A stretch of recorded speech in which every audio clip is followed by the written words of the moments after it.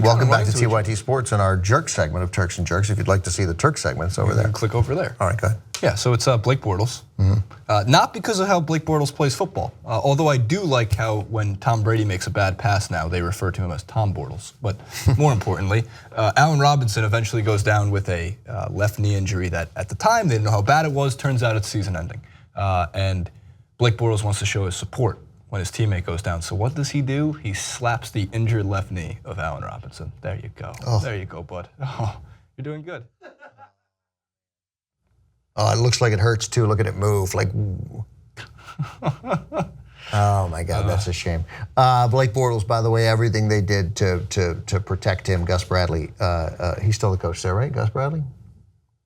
11 of 21, 125 yards for. I don't know. I don't think so. I think he was. It's not Tom Coughlin though. No. Even though he's somewhere. No, they in that fired. They fired Gus Bradley. They definitely fired Gus Bradley. I think last year. It's Doug Marrone. Doug Marrone is the coach. That's right. I was getting confused because before you said Doug Peterson, There's no way that Doug Marrone and Gus Bradley don't get confused for their whole lives. So Doug Marrone, a former Bills coach, protecting Blake Bortles, again, 11 of 25, 125 yards.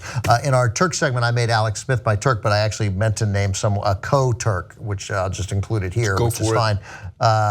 Calais Campbell in that game, 3.5. So Calais Campbell, 3.5 sacks against the Texans in the first half.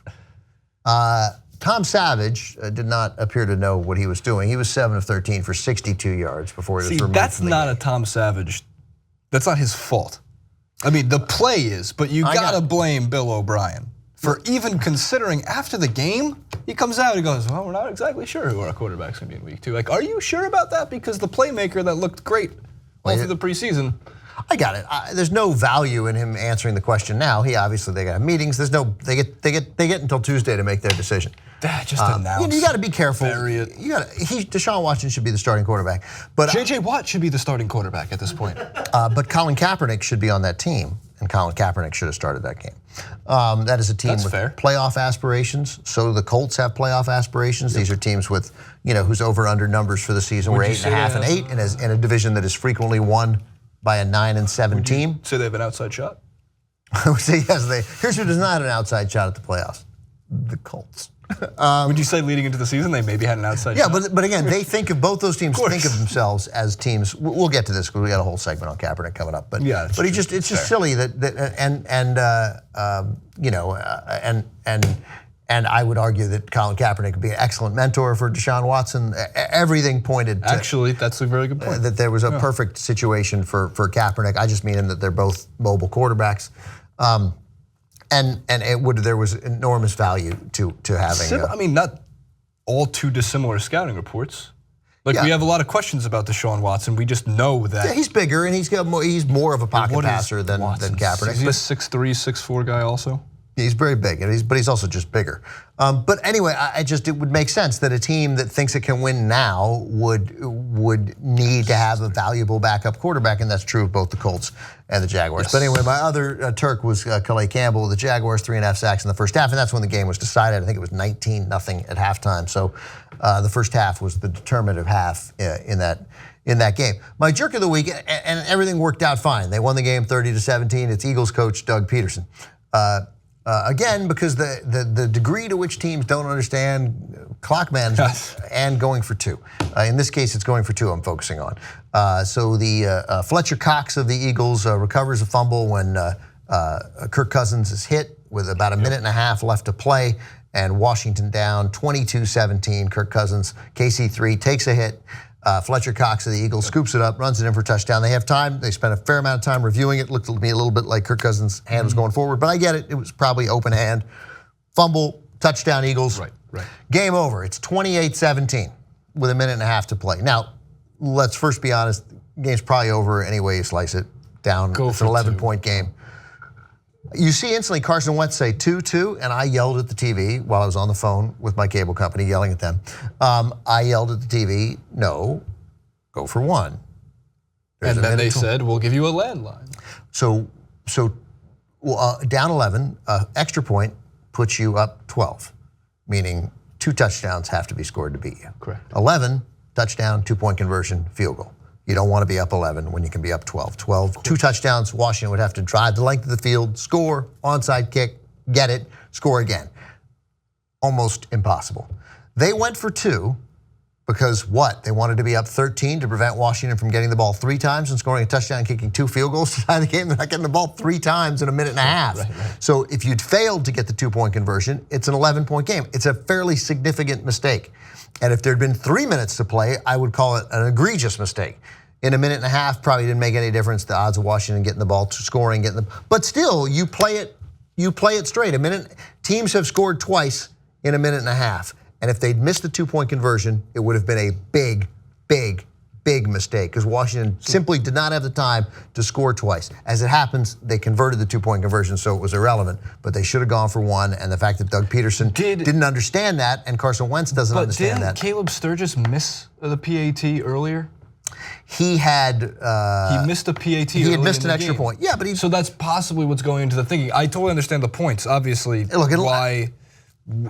Your point is completely logical. Like, of course, now maybe I missed something. Don't make it. But if they're saying like shit, Carson Wentz has been more trustworthy right now than Caleb Sturgis, we don't want to put him back on the field, or if he's shaky. That's the only. I am retracting it immediately. I just Googled it. I'm retracting it immediately. Did Caleb Sturgis miss 2? No, he was hurt.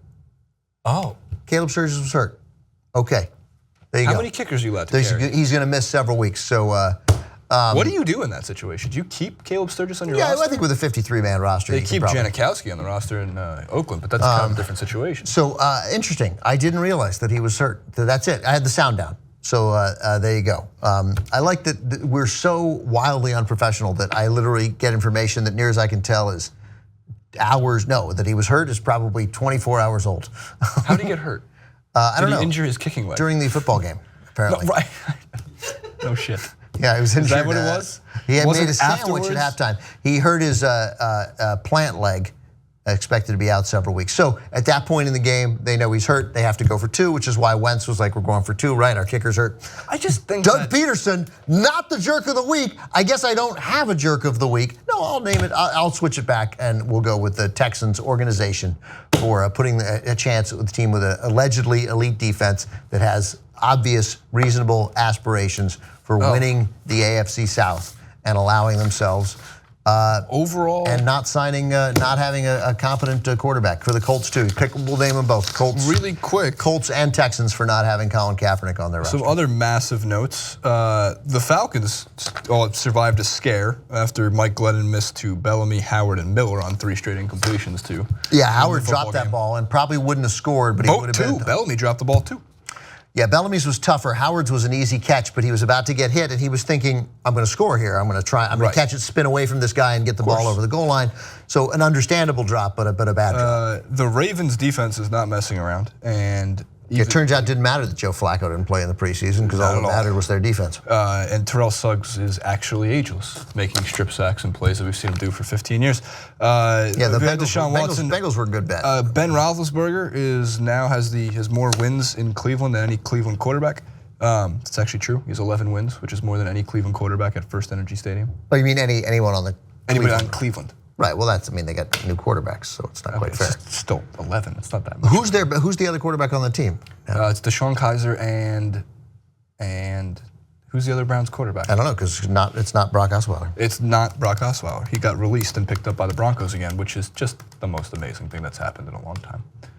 That whole cycle of events, and then of course the Giants and the Cowboys.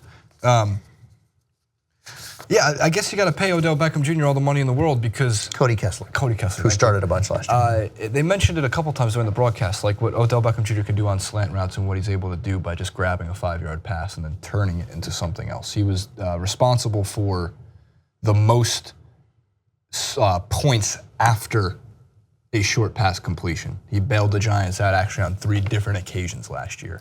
But you can't sit there and pretend that, man, the offensive line's got some issues. And 2, Eli, you can't tell me that Brandon Marshall, Shane Vereen, Sterling Shepard, even the rookie Evan Ingram look fine. These aren't weapons. Yeah, they scored bad. 3 points. The defense was every year now. Eli Manning will have games. Well, he'll have games that make you think that he's as bad a quarterback as there is in the league, and then and then he'll respond and go I don't 37 of 49 for 456 yards, and everything looks perfect. I think we're looking at first of all, the Giants' schedule is murderous, and so is the Cowboys. The whole NFC East is going to beat each other up, but I think the Cowboys next week they go to Denver. Always a tough place to play, although I would imagine that, again, Denver, well, we'll see. We're going to learn a lot about that. We're going to learn a lot about There's a lot of games tonight. But yeah, I just thought that as a fan, it's frustrating watching the New York Giants play offense, especially after the defense once again contained Ezekiel Elliott to just above 4 yards per carry. I thought you were a Bears fan. Me? I'm not Rick Strom. Oh. Are you sure? Rick. No, Anyway, so I feel bad about Doug Peterson briefly being jerk of the week for 40 seconds before learning that Caleb Sturgis was hurt, but he's off the hook. This is what happens when we start at 12:45. This is 9:30. We're more on point when it comes to our we don't need jerks. 3 extra hours to research. No, that's it. We need less time. We'll be back next week.